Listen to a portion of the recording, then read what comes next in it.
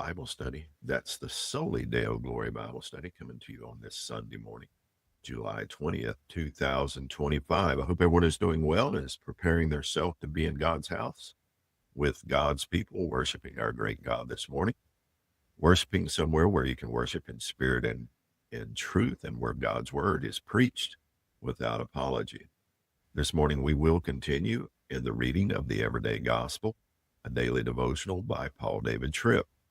We'll be in the biblical text and then a short devotional reading. This morning we're going to be in the book of Ecclesiastes, starting in chapter 9 and reading through chapter 12. So join me as we read God's word together this morning. Ecclesiastes chapter 9. For I have given all this to my heart and explain it, that righteous men, wise men, and their service are in the hand of God. Man does not know whether it will be love or hatred. Anything may be before him.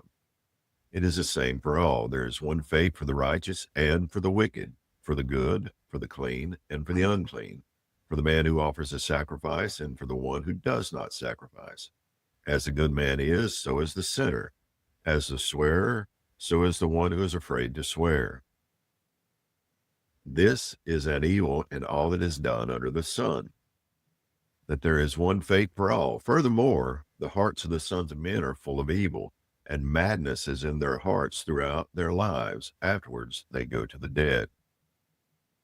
For whoever is joined with all the living, there is confidence. Surely a live dog is better than a dead lion.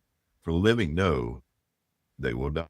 The dead do not know anything, nor have they any longer a reward, for the memory of them is forgotten.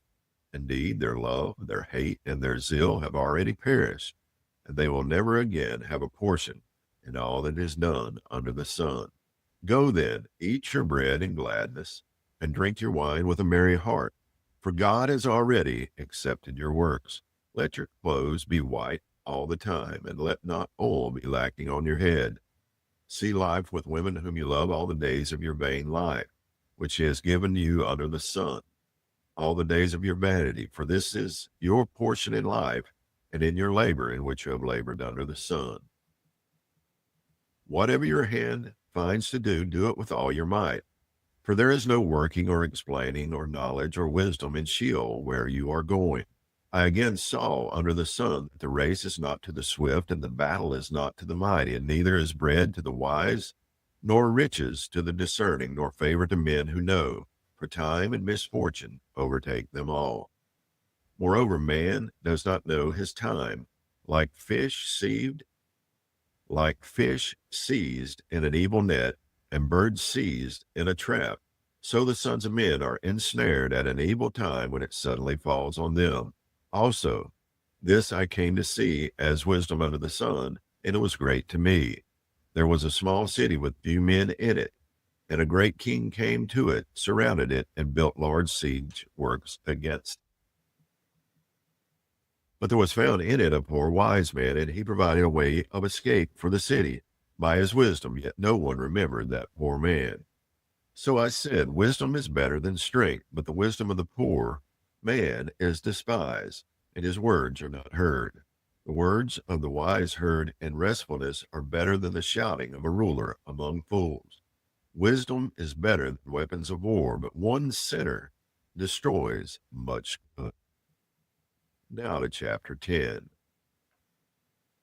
Dead flies make a perfumer's oil stink, so a little simple-minded folly is weightier than wisdom and honor.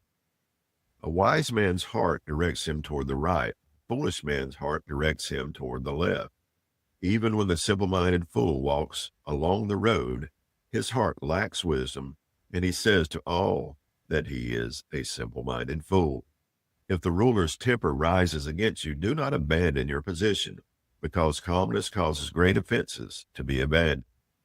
There is an evil I've seen under the sun, like a mistake which goes forth from the one in power. Folly is set in many exalted places, which men sit in humble places. Folly is set in many exalted places, while rich men sit in humble places. I have seen slaves riding on horses and princes walking like slaves on the land. He who digs a pit may fall into it, and a serpent may bite him who breaks through a wall. He who quarries stones may be hurt by them, and he who splits logs may be endangered by them. If the axe is dull and he does not sharpen its edge, then he must exert more strength. Wisdom has the advantage of giving success. If the serpent bites before being charmed, there is no advantage for the charmer. Words from the mouth of a wise man are gracious, but the lips of a fool swallow him up. The beginning of the words of his mouth is simple-minded folly, and the end of what comes from his mouth is evil madness.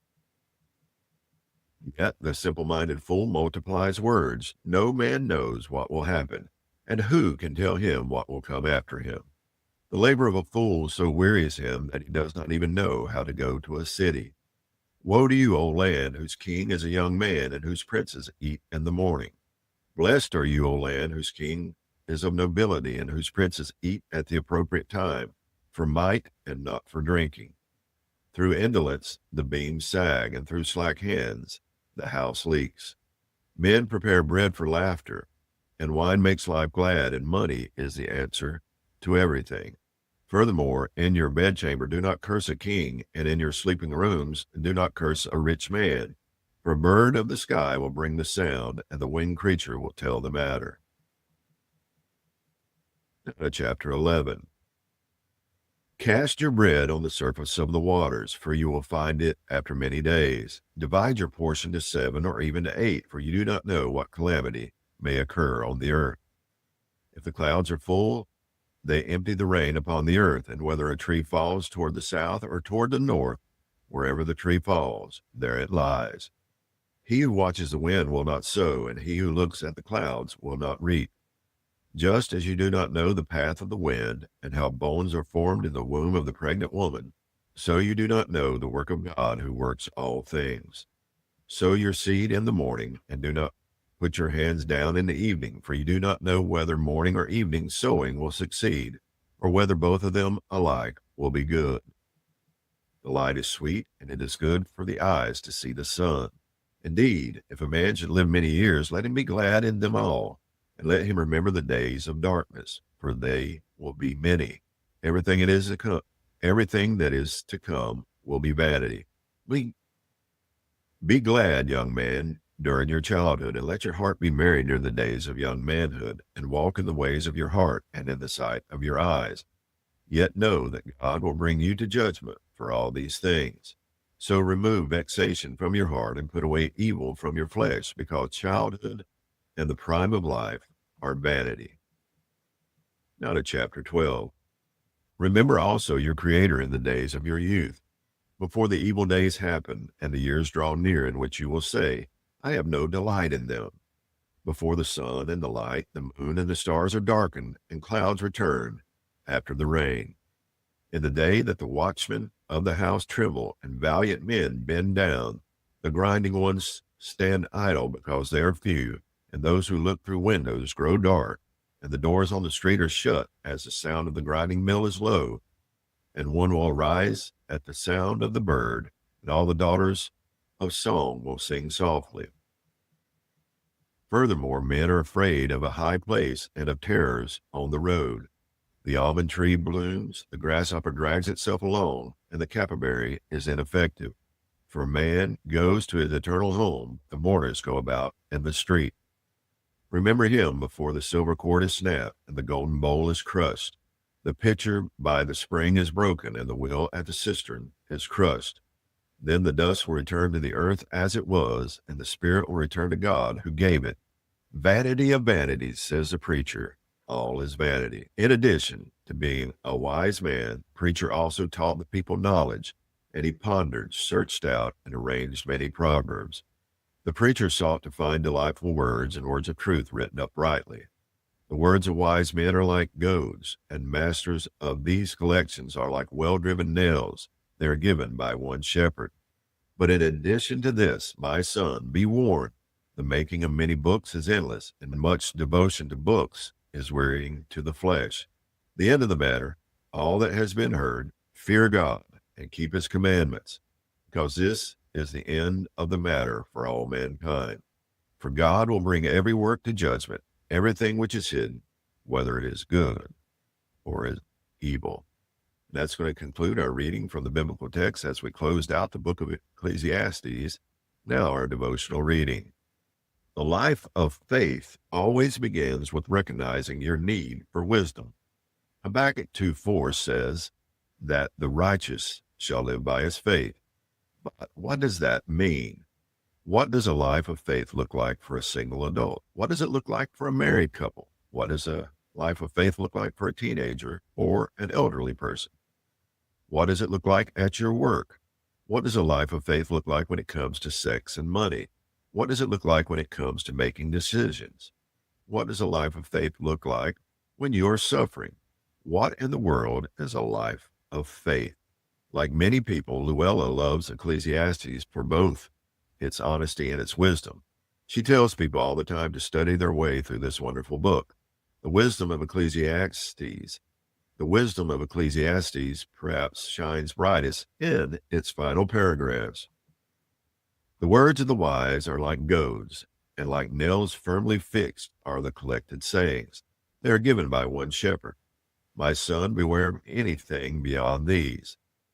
Of making many books there is no end, and much study is a weariness of the flesh.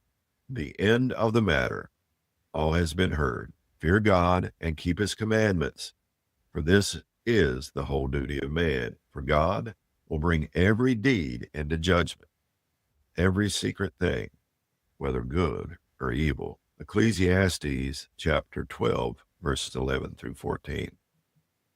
The life of faith begins with recognizing your need for wisdom and recognizing that the wisdom you need is found in one place. Because of sin, wisdom is not natural for us. We have to humbly admit that in our foolishness, we are a danger to ourselves. Notice the protective and life-shaping nature of true wisdom. Wisdom is like a goad. A goad is a long stick used to keep oxen moving. A goad is a long stick used to keep oxen moving straight when pulling a plow. Wisdom is like a nail on which you can hang aspects of your life. We all need goads to keep us straight and nails on which to hang our decisions and actions. The Good Shepherd in grace and in his wisdom offers us both. What does this wisdom tell us about the life of faith? First, the life of faith is shaped by the fear of the Lord. That means we do not allow any other thing to rule the thoughts and desires of our heart. Second, the life of faith commits to obeying God's commands, no matter what situations you find yourself in. So run today to your Good Shepherd, confess your need for his wisdom, and cry out for the desire and strength to keep his commands. By grace, he will bless you with his goads and nails. What a beautiful thought this morning as we close out